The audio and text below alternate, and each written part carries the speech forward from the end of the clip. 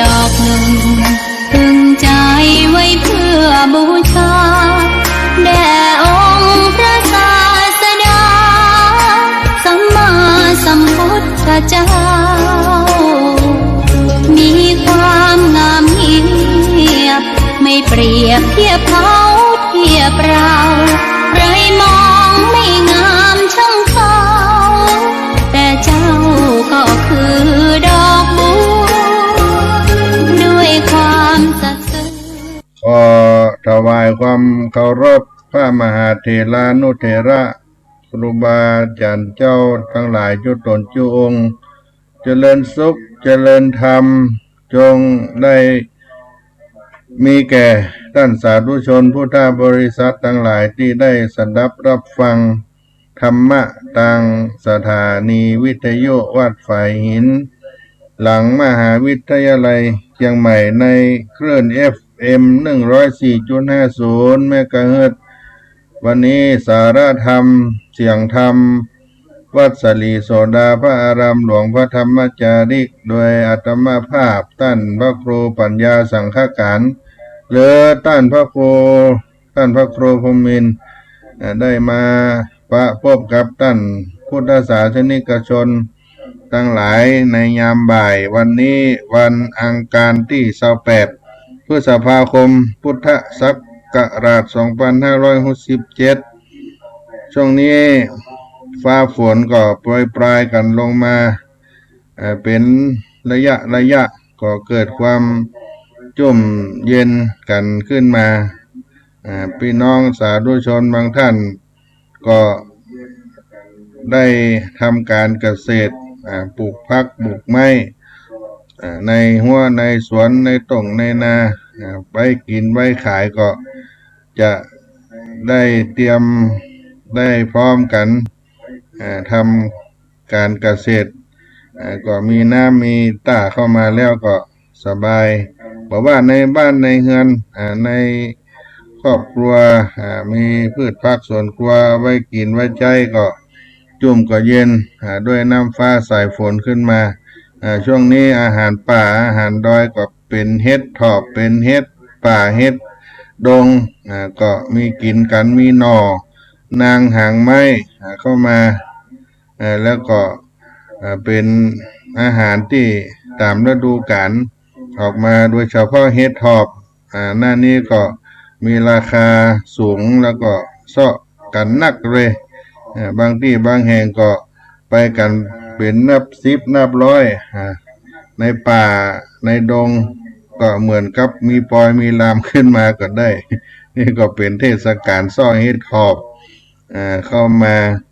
ในช่วงน้ำฟ้าสายฝนฝนฟ้าก็ท่าทางลงมาปล่อยกันเกิดความจุ่มเนื้อเย็นใจโดยเฉพาะอุชุปปาตาตีนดอยอ้อยจ้างวัดสลีโสดาพระอารามหลวงก็มีศรัทธาญาติโยมได้มาถวายข้าวสารอาหารแห้งภัตตาหารวันนี้ก็มีเจ้าภาพพรีมาดอนน่าคลินิกคุณน้อมจิตได้นำคณะมาถวายก็ได้ฉันภัตตาหารเพลไปเป็นที่เรียบร้อยก็มีพระภิกษุสามเณรที่บวชอยู่ประจำและก็กำลังจะเตรียมพร้อมในการบวชศึกษาเรียนพระธรรมวินัยสายสามัญปริยัติในโรงเรียนสมเด็จพระพุทธชินวงศ์วัดสลีโสดาพระอารามหลวงในการบวชนั่นก็เป็นการบวชถวายเป็นพระราชกุศลพระบาทสมเด็จพระเจ้าอยู่หัวในโอกาสพระชนมายุครบ6 รอบ72 พรรษาด้วยการบวชนี้ก็ได้เอากุลบุตรลูกหลานเยาวชนบนภูเขาหรือว่าชาวไทยภูเขาราษฎรพื้นที่สูง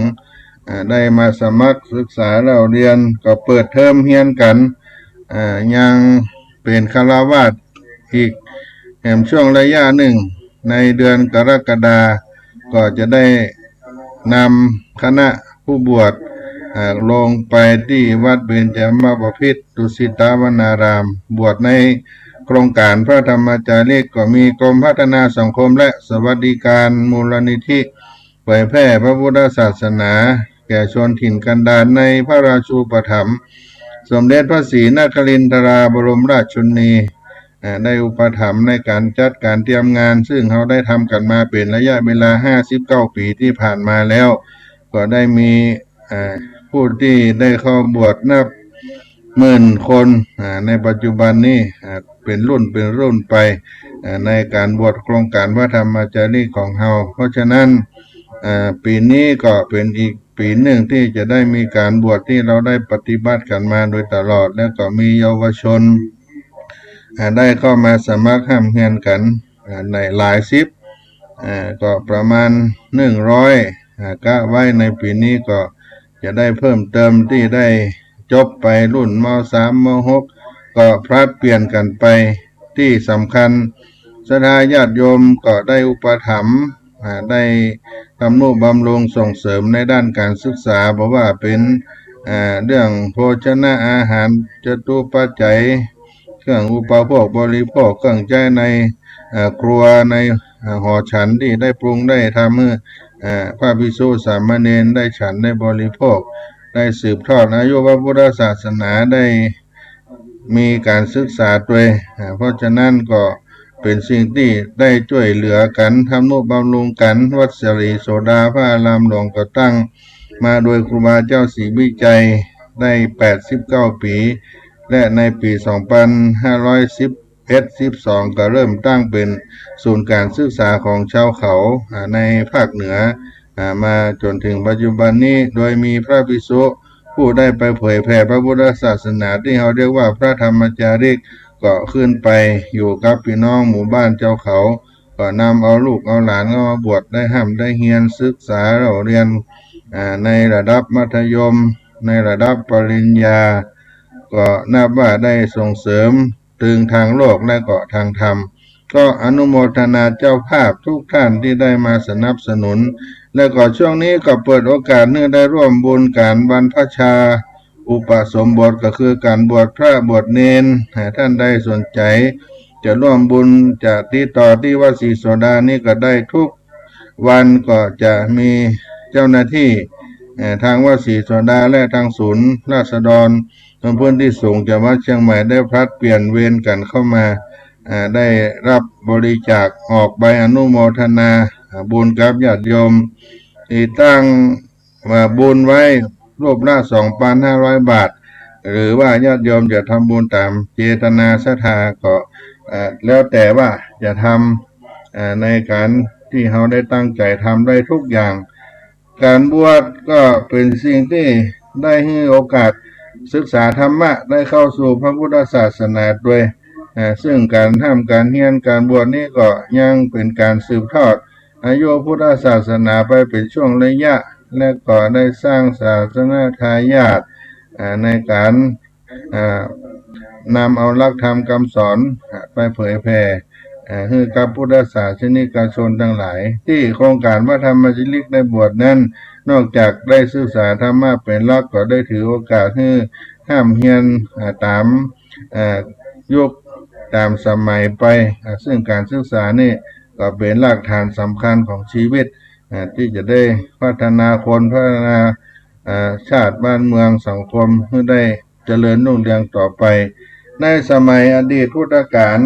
การบวชก็ถือว่าเป็นเรื่องที่เป็นบุญเป็นบารมีเป็นอย่างยิ่งซึ่งการบวชโดยความหมายนั้นก็ซึ่งเป็นการเว้นจากการเบียดเบียนกิริยามารยาทตลอดจนความรู้สึกนึกคิดอย่างฆราวาสโดยสิ้นเชิงและก็เว้นความประพฤติชั่วเสียหายทั้งมวลแล้วก็กลับมาใช้ชีวิตความเป็นอยู่แบบพระสมณะเฝ้าสำรวมระวังกิริยามารยาทตั้งกายตั้งวาจาตั้งใจอย่างพระการบวชเป็นการประพฤติพรหมจรรย์เพื่อทำให้แจ้งซึ่งที่สุดให้หันแจ้งเรื่องแห่งทุกข์คือการที่เป็นอุบายทำลายทุกข์ให้หมดสิ้นไปฉะนั้นการท แจ้งที่สุดแห่งตัวก็จัดว่าเป็นอุดมการณ์ของการบวชในทางพระพุทธศาสนาอย่างแท้จริงในการบวชหรือว่าความหมายของคำว่าบวชปัจจุบันนี้ก็ได้มีการเข้าใจความหมายของคำว่าบวชอาจจะคิดไปกันหลายแง่หลายมุมนะซึ่งความหมายที่มีอยู่เดิมนั่นก็จึงทำให้คนบทในปัจจุบันที่ได้บวชได้บรรพชาศึกษาก็ดีอาจจะบ่ตรงจุดประสงค์ในที่แท้จริงในอดีตการที่มีการบวชนั้นขึ้นมาแล้วก็ผู้บวชผู้เข้ามาใหม่ส่วนมากก็จะประพฤติตนอาจจะว่าถูกต้องตามพระธรรมวินัยก็มีบ่ได้สนใจในการศึกษาธรรมะบ่สนใจในการประพฤติปฏิบัติตามหลักคำสอนทางพระพุทธศาสนาก็หันว่าบวชแล้วก็แล้วกันไปมีความหันว่าได้บุญอยู่เพียงแค่การบวชปัจจัยอยู่ที่การศึกษาปฏิบัติส่วนท่านที่บวชอยู่มาก่อนเนิ่นนานก็ปล่อยตัวปล่อยใจจนเกินไปบ่ได้เอาใจใส่กิจวัตรข้อวัดปฏิบัติของสงฆ์ฉะนั้นการบวชหรือว่าเพื่อเป็นแนวทางของการบวชที่เราจะควรรู้ศึกษาบางทีก็อาจจะช่วยย้ำเตือนในจิตใจในการบวชทั้งบวชเก่าบวชใหม่ที่เป็นเรื่องราวความรู้ในการบวชซึ่งแปลว่าคำว่าบวชแปลว่าเว้นขาดละขาดภาษาบาลีเข้าใจว่าปัพพชาแต่เดิมตั้งใจคำนี้เรียกการบวชโดยทั่วไปต่อมาได้เปลี่ยนมาใช้เรียกการบวชสามเณรว่าบรรพชาเรียกการบวชพระว่าอุปสมบทแต่จะบวชเป็นสามเณรหรืออุปสมบทเป็นพระก็คงเรียกว่าบวชที่แปลว่าเว้นขาดละขาดเหมือนกันทั้งนั้น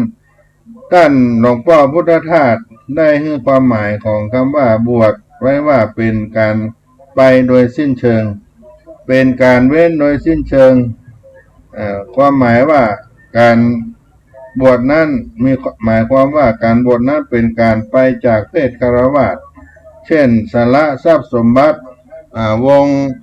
สละวงศาคณาญาติละการนุ่งห่ม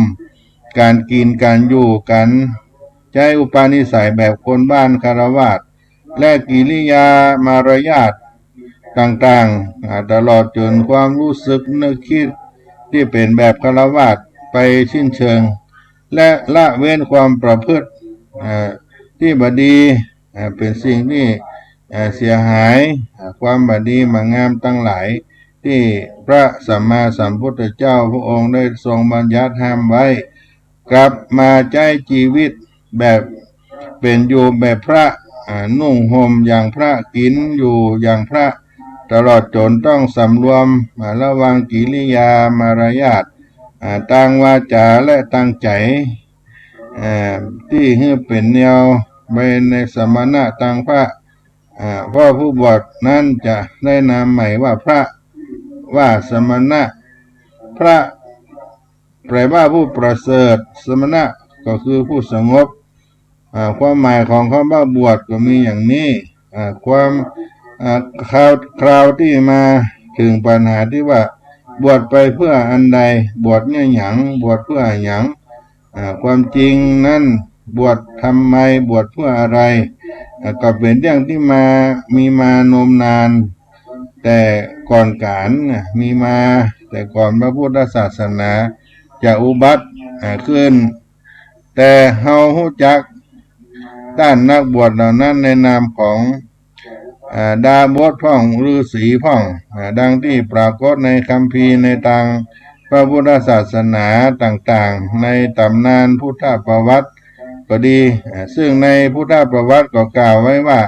เมืองกบิลพัสได้ชื่ออย่างนั้นเพราะสถานที่สร้างเมืองเคยเป็นที่อยู่ของดาบทองค์หนึ่งที่มีนามว่ากบินมาก่อน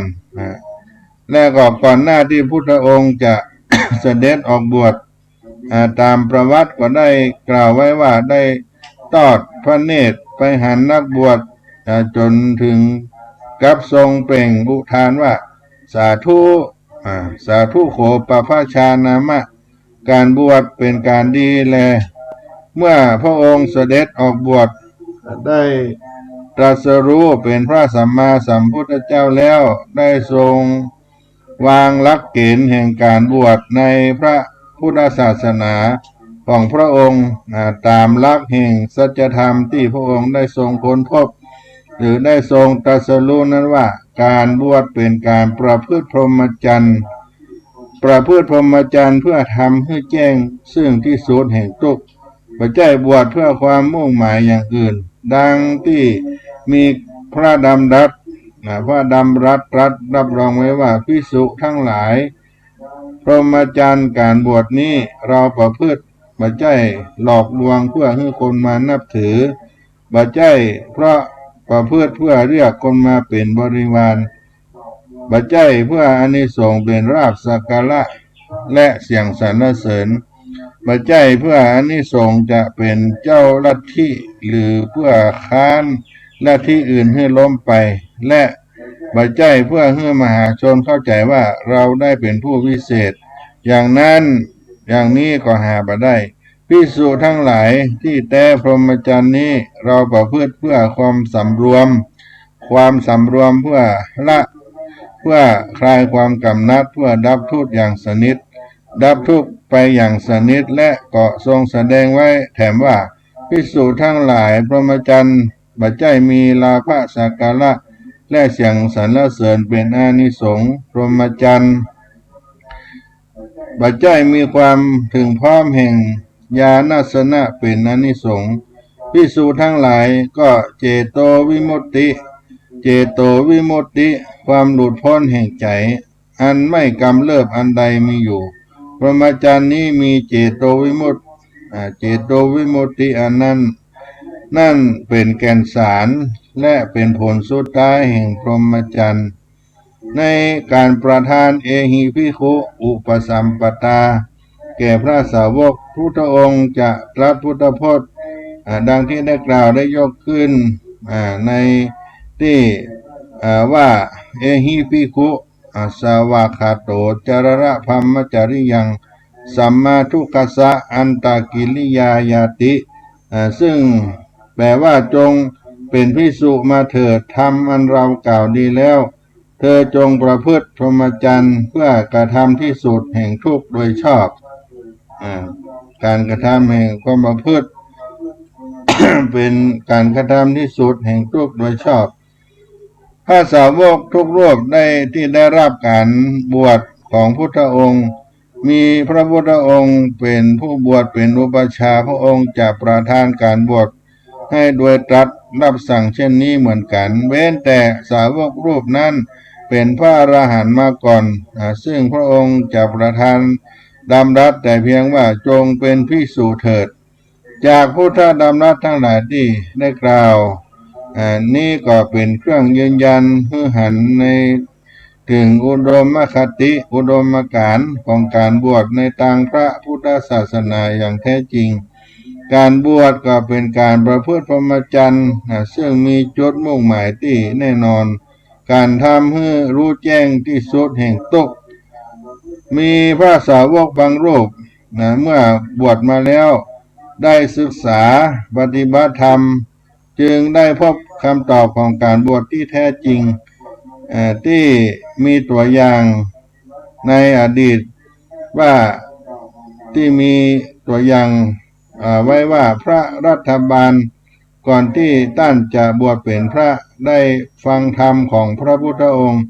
มีศรัทธาแก่กล้าขออนุญาตมารดาบิดาออกบวชต่อมาภายหลังได้สำเร็จเป็นพระอรหันต์พระราชาพระนามว่าโกรพยะผู้เป็นพระสหายได้ตรัสถามถึงมูลแห่งการบวชเป็นผู้ได้ตรัสถามถึงมูลแห่งการบวชต้านกับพระรัฐบาลนั้นก็ได้ยก ตัวอย่างของการบวชที่อื่นๆมาอ้างว่าบางคนบวชเพราะแก่เฒ่าบางคนบวชเพราะป่วยไข้ทำมาหาเลี้ยงชีพบ่ได้บางคนบวชเพราะสิ้นทรัพย์สมบัติบางคนบวชเพราะสิ้นวงศากนาญาติพระรัฐบาลได้ทูลถวายวิสัชนาถึงมูลเหตุแห่งการบวชในพระพุทธศาสนาแก่พระเจ้าโกรพยะทราบ4ประการสัตว์โลก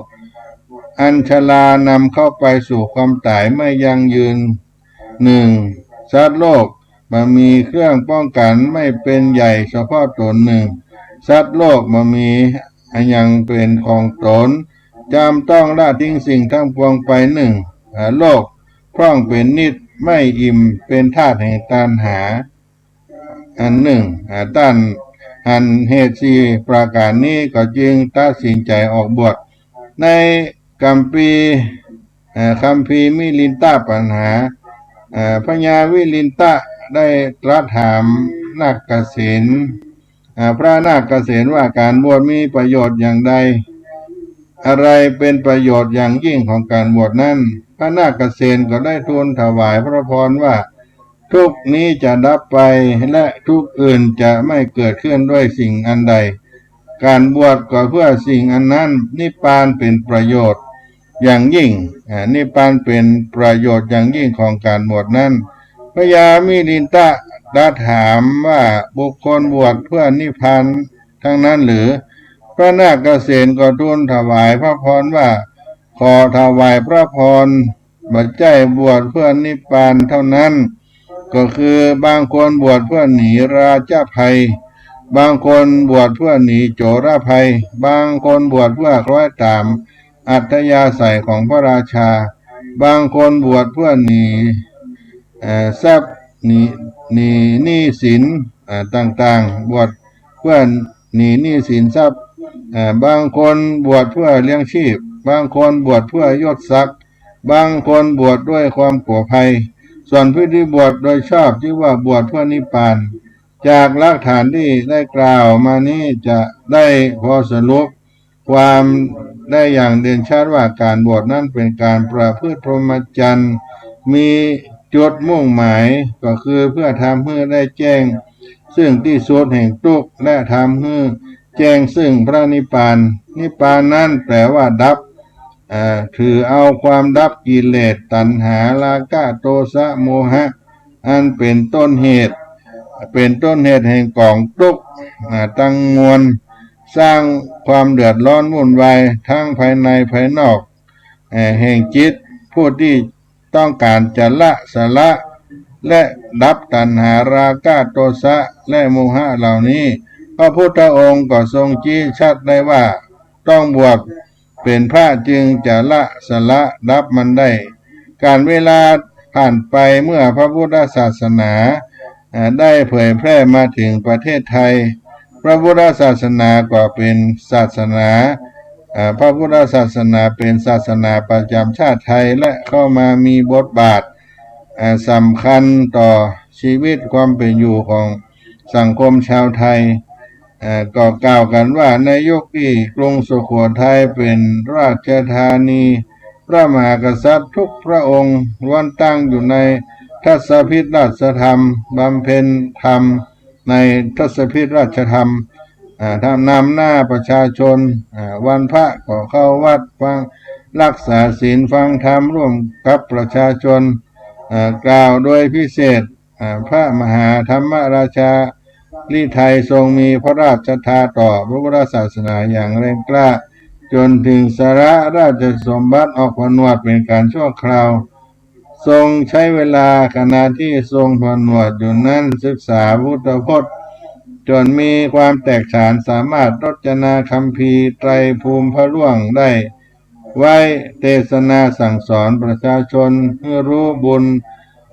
เก่งบาปและผลจากการที่พระองค์ทรงผนวดในการชั่วคราวนี้จึงเป็นมรดกทางประเพณีที่ตกทอดถึงเฮาทั้งหลายในยุคปัจจุบันนี้นั่นก็คือประเพณีนิยมบวชแบบชั่วคราวพระมหากษัตริย์ไทยในยุคต่อมาคือสมัยกรุงศรีอยุธยาก็ดี สมัยกรุงรัตนโกสินทร์ก็ดีมีพระราชาพระราชนิยมสละราชสมบัติออกบวชเป็นการชั่วคราวและรวมไปถึงผู้ชายไทยที่มีอายุครบ20 ปีบริบูรณ์เกินขึ้นไปนั้นพ่อแม่พี่น้องก็จัดการให้ได้บวชเป็นพระในระยะชั่วระยะหนึ่งโดยซึ่งโดยมากนิยมบวชในระหว่างเทศกาลเข้าพรรษา3 เดือนเพื่อใช้เวลาที่บวชนั้นศึกษาหลักธรรมในทางพระพุทธศาสนาและก็อบรมมั่นอยู่ในคุณงามความดีเพื่อนำมาเป็นหลักในการดำรงชีวิตที่ถูกทางในคราวเป็นฆราวาสแต่ว่าจุดมุ่งหมายเดิมที่ว่าการบวชเป็นการทำให้แจ้งซึ่งที่สุดแห่งทุกข์และทำให้แจ้งซึ่งพระนิพพานก็ยังบ่ได้ทอดทิ้งเป็นแต่ว่าบรรพบุรุษของไทยได้พิจารณาหาคุณค่าและความดียิ่งของหลักศีลธรรมทางพระพุทธศาสนาจะสามารถช่วยฝึกอบรมอุปนิสัยของกุลบุตรละพยศมดโมโหร้ายหรือละชั่วกลับกลายมาเป็นคนดีละชั่วกลายมาเป็นคนดีและที่ดีแล้วก็ให้ดียิ่งขึ้นไปจึงได้หาอุบายวิธีให้ลูกชายได้มีโอกาสเข้ามาบวชเป็นพระภิกษุเพื่ออบรมตนในสมณเพศการอยู่เป็นพระเป็นการชั่วคราวอีกค่านิยมที่สำคัญของการบวชตามประเพณีนั่นก็คือการบวชพระถือว่าเป็นการทดแทนพระคุณมารดาบิดาความจริงค่านิยมอันนี้ไม่ใช่จุดมุ่งหมายที่แท้จริงของการบวชจุดมุ่งหมายอย่างแท้จริงก็เป็นอีกอย่างหนึ่งตามที่ได้กล่าวไว้ในต้นรายการเพราะเมื่อกล่าวกันตามความเป็นจริงแล้วพ่อแม่เป็นผู้มีพระคุณต่อลูกต่อบุตรธิดามากล้นพ้นที่จะพันละนาได้หมดสิ้นไปการบวชเพียง9 วัน15 วันหรือว่า3 เดือนเป็นต้นจะเรียกว่าเป็นการตอบแทนพระคุณของท่านนั้นก็หันว่าจะเป็นการที่จะบ่ได้ตอบแทนจนหมดจนเสี่ยงแต่ว่าได้ทำด้วยจิตที่เป็นกุศลศรัทธาได้บวชเพื่อเรียนรู้คุณพ่อคุณแม่จะได้รู้ว่าคุณพ่อคุณแม่นั้นเป็นอย่างไรเพราะคำสอนในพระพุทธศาสนาก็ทำให้คนรู้จักคุณพ่อคุณแม่และก็สอนให้หาโอกาสตอบแทนพระคุณของท่านทั้งสองตามสมควรก็เป็นแนวที่ได้ศึกษาความรู้ได้เข้าใจในการบวชได้ถูกต้องในหลักของพระพุทธศาสนาหรือว่ามุ่งหมายการบวชที่บรรพบุรุษบุรพาจารย์ได้วางไว้ผู้ที่รู้หลักการแสดงจุดประสงค์ที่แท้จริงถูกต้องแล้วก็ได้ประโยชน์จากอานิสงส์ของการบวชมากมาย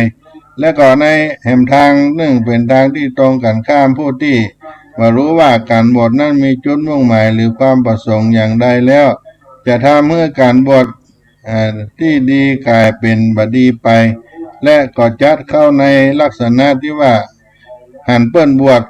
เฮากับบวชด้วยเปิ้นผลสุดท้ายตนเองจะบ่ได้อันใดที่อยู่ในช่วงระยะที่เข้าไปบวชกุศลอันยิ่งยวดก็จะบังเกิดมี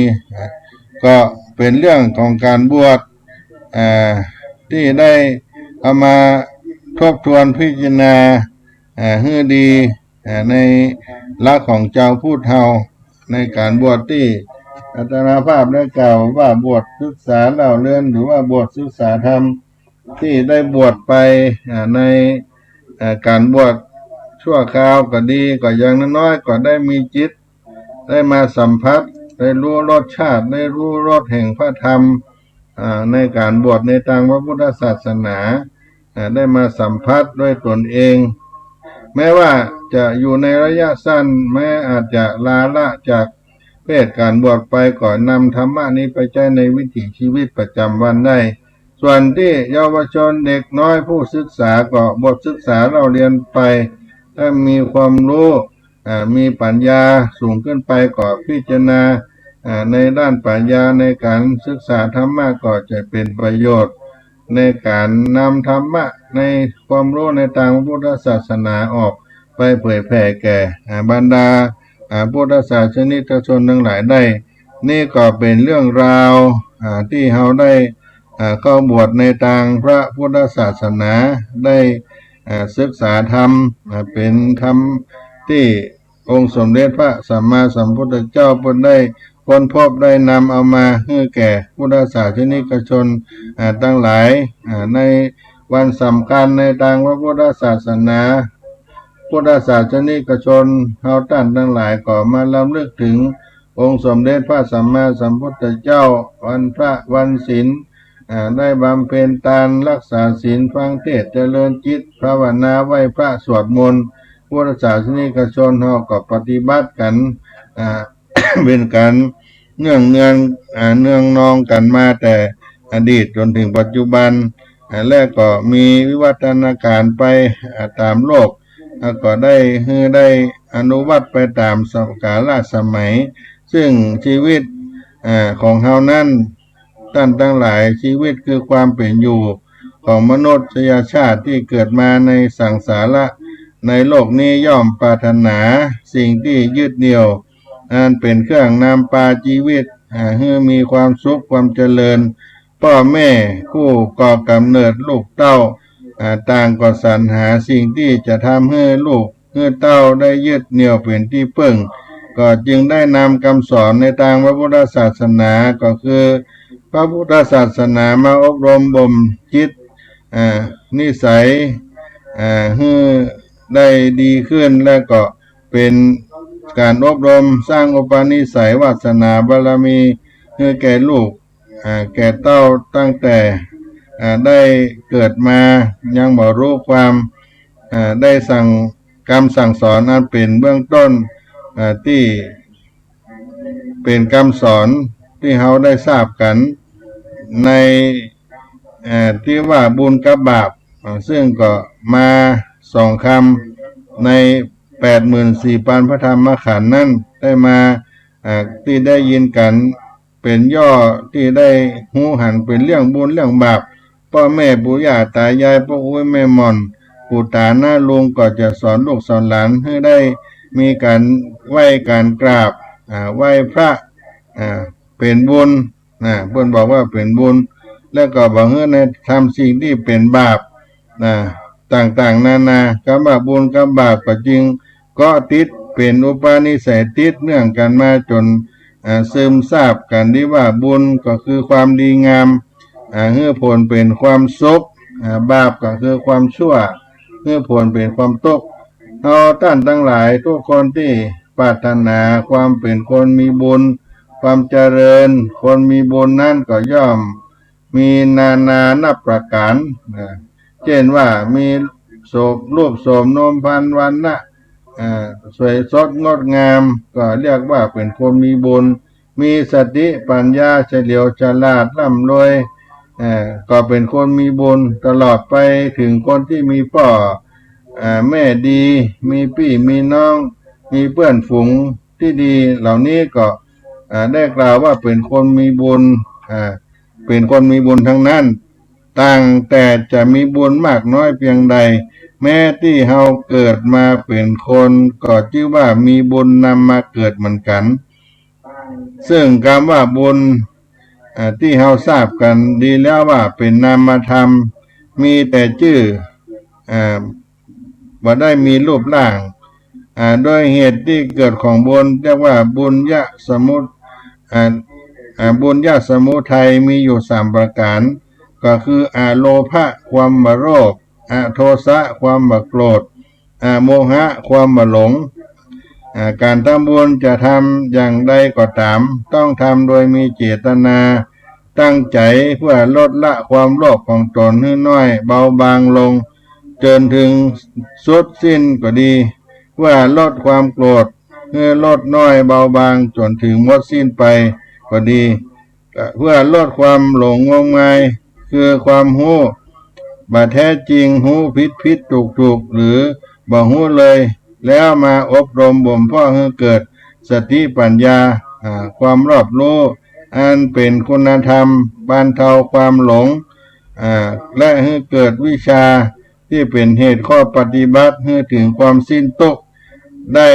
ในที่สุดก็ดีรวมเรียกว่าบุญญสมุทัย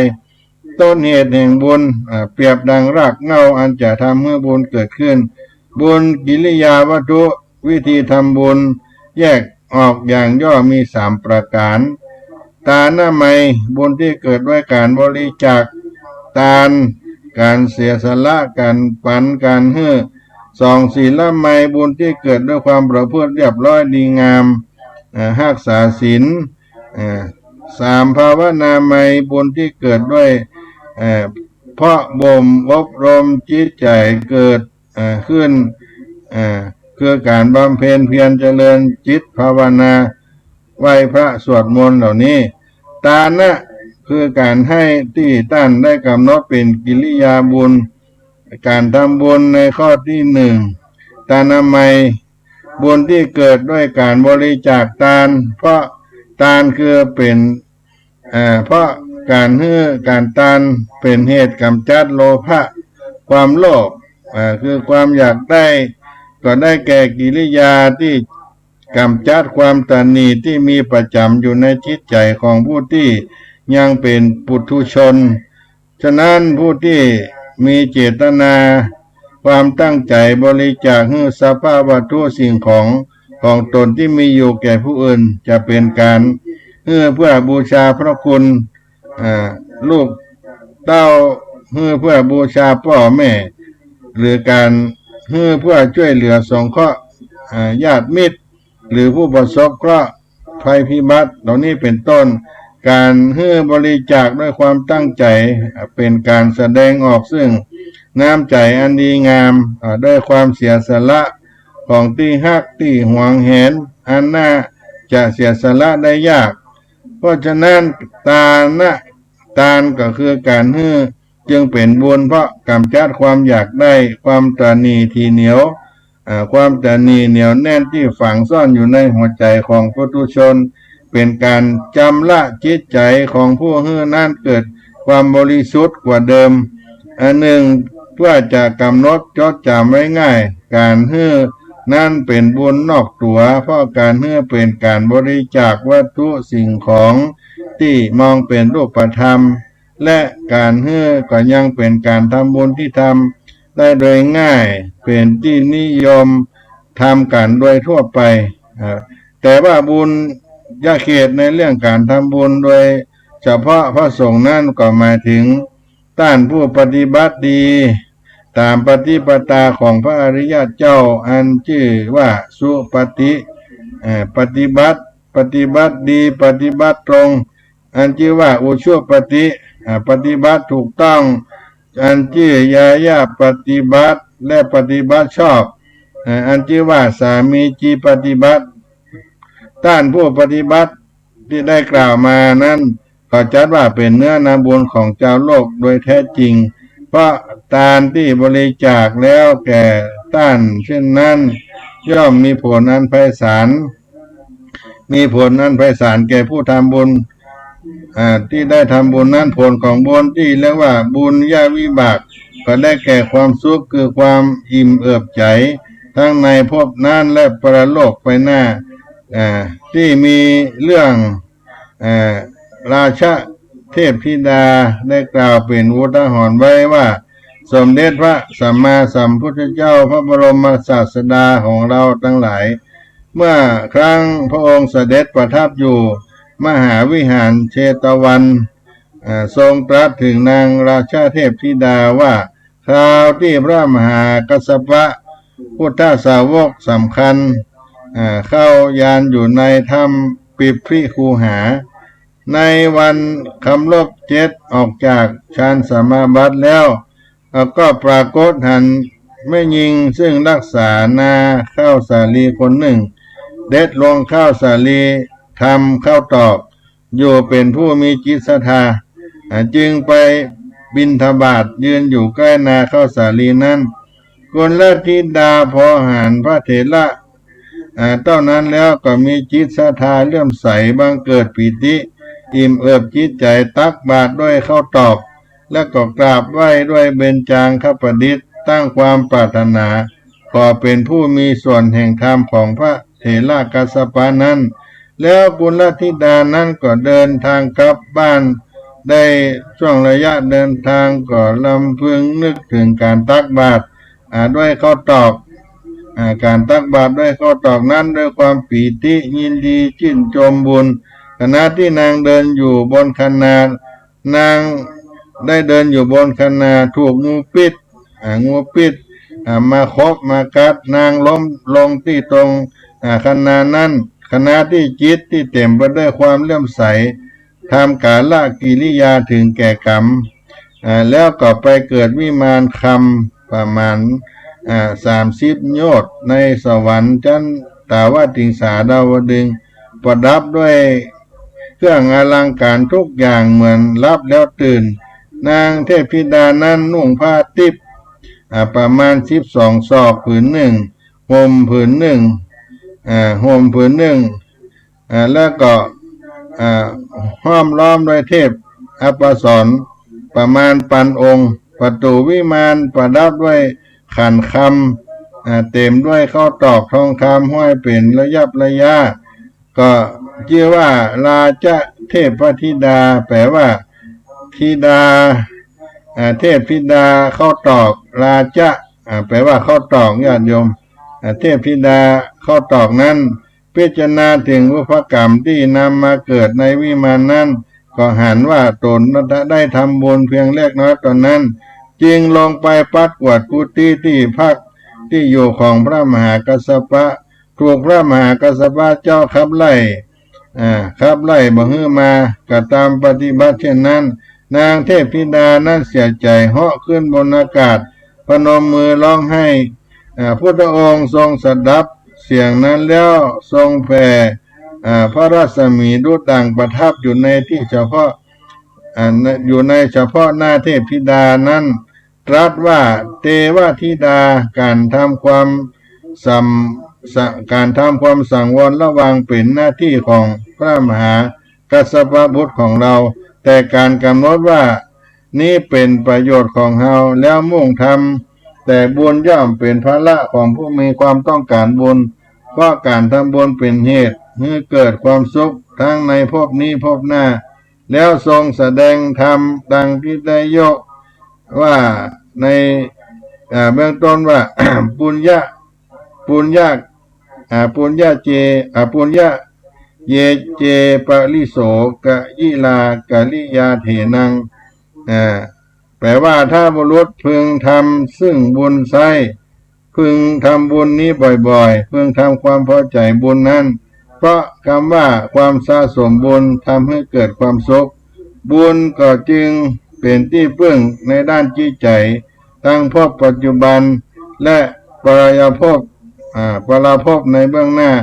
ที่มีพุทธวจนะว่าปุญญานิปรโลกสมิงปฏิทาหุนติปานินังบุญทั้งหลายย่อมเป็นที่พึ่งของสัตว์มีชีวิตทั้งหลายทั้งในโลกนี้และโลกหน้าบัณฑิตผู้มีปัญญาปัญญา สุมาพยยมบัณฑิตผู้มีปัญญาทราบด้วยความนี้ก็พึงขวนขวายในการทำบุญบริจาคทานรักษาศีลเจริญภาวนามีปัญญาได้หู้ได้ทราบแล้วก็ได้ทำการรักษาศีลเนื้อทานเจริญจิตภาวนาไหว้พระสะสมบุญก็จะเป็นที่พึ่งของชีวิตเราธรรมะอันเป็นที่พึ่งของชีวิตเรานั่นก็เป็นสิ่งที่เราได้ทราบปุญญัญเจปุริโสกลิยาเถนังปาปุณะปุนังที่ได้เป็นกรรมสอนในขององค์สมเด็จพระสัมมาสัมพุทธเจ้าเป็นบุญเป็นกุศลที่เราท่านทั้งหลายเอามาเป็นที่จ้างที่เพิ่งในชีวิตจิตใจของเราเพราะฉะนั้นบุญที่ได้ทำได้ปฏิบัติก็จะเป็นสิ่งที่ทำให้เราเกิดความสุขเกิดความอิ่มเป็นสิ่งที่ดีที่งาม ซึ่งตรงกันข้ามกับสิ่งที่บดีบงามนั่นก็คือเรื่องของบาปที่ได้ฮู้จักกันในทั่วไปของชาวพุทธท่านทั้งหลายก็ได้นำเอามาปั้นมาฝากพี่น้องท่านสาธุชนในสารธรรมเสียงธรรมวัดสลีโสดาพระอารามหลวงจังหวัดเชียงใหม่ก็พักช่วงท้ายและการกิจกรรมนอกได้ฟังการทำบุญในชาติการของครูบาเจ้าสลีวิจัยในงานของวัดสลีโสดาพระอารามหลวงและคณะศรัทธาบ้านน้ำตกห้วยแก้วน้อมรำลึกชาติการครูบาเจ้าศรีวิจัยก่อนนอ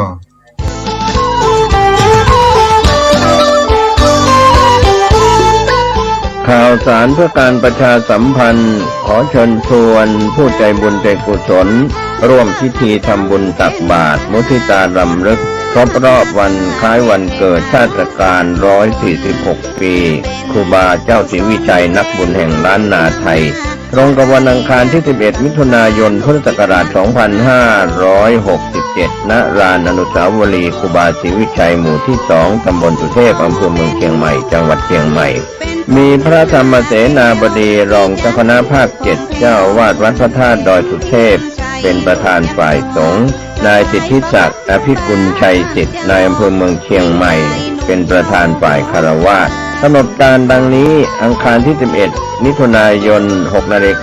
น.ศรัทธาประชาชนพร้อมกันณ ลานอนุสาวรีย์ครูบาเจ้าศรีวิชัย 6:19 น.ถวายเครื่องสักการะครูบาเจ้าศรีวิชัยโดยนายอำเภอเมืองเชียงใหม่เป็นประธานพิธีนำกล่าวคำไหว้สาสักการะครูบาเจ้าศรีวิชัยโดยพระครูปัญญาสังฆการผู้ช่วยเจ้าอาวาสวัดศรีโสดาพระอารามหลวงกล่าวคำ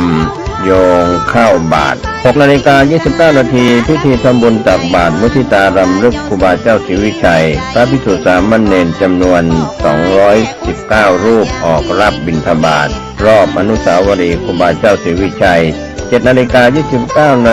นายอำเภอสิทธิศักดิ์อภิกุลชัยสิทธิ์นายอำเภอเมืองเชียงใหม่ประธานฝ่ายคฤหัสถ์จุดเทียนธูปบูชาพระรัตนตรัยไหว้พระสมาทานศีลประธานฝ่ายสงฆ์มีพระธรรมเสนาบดีรองเจ้าคณะภาค 7พร้อมพระเถรานุเถระจำนวน12รูปเจริญพระพุทธมนต์สมโภชอนุสาวรีย์ครูบาเจ้าศรีวิชัยประธานฝ่ายสงฆ์กล่าวสัมโมทนียกถาเทิดเกียรติคุณในบารมีพระครูบาเจ้าศรีวิชัยประธานฝ่ายคฤหัสถ์กล่าวพบปะศรัทธาประชาชนอาจารย์กล่าวสุมาครัวตาลถวายจตุปัจจัยไทยธรรมจำนวน15ชุดพระสงฆ์อนุโมทนาวันพาลาพระถวายภัตตาหารเช้าแด่พระเถรานุเถระณลานอนุสาวรีย์จำนวน12รูป 9 นาฬิกาพิธีเปิดโครงการบริการประชาชนสักการะครูบารักษาห้วยแก้วประจำปีพุทธศักราช 2567 โดยนายสิริพรสิริโสดาผู้อำนวยการสำนักงานคุมประพฤติจังหวัดเชียงใหม่นำสมาชิกและผู้ถูกคุมประพฤติตลอดถึงอาสาสมัครคุมประพฤติจังหวัดเชียงใหม่60คนบริการสังคมโดยพัฒนาทำความสะอาดรอบอนุสาวรีย์ครูบาศรีวิชัยพร้อมเส้นทางขึ้นดอยสุเทพตามโครงการสักการะครูบารักษาห้วยแก้วประจำปี 2567 เป็นเสร็จพิธีก็เป็นการเชิญชวนคณะสงฆ์คณะศรัทธาและผู้มีความเคารพนับถือในตัวครูบาเจ้าศรีวิชัยในพิธีทำบุญตักบาตรมุทิตารำลึกครบรอบวันคล้ายวันเกิดชาติการ146 ปีครูบาเจ้าศรีวิชัยนักบุญแห่งล้านนาไทยช่วงเช้าอังคารที่ 11 มิถุนายนเวลา 6 นาฬิกาเป็นต้นไปณลานอนุสาวรีย์ครูบาศรีวิชัยหมู่ที่ 2 ตำบลสุเทพอำเภอเมืองเชียงใหม่จังหวัดเชียงใหม่เชิญทุกท่านร่วมงานนี้โดยพร้อมเพรียงกัน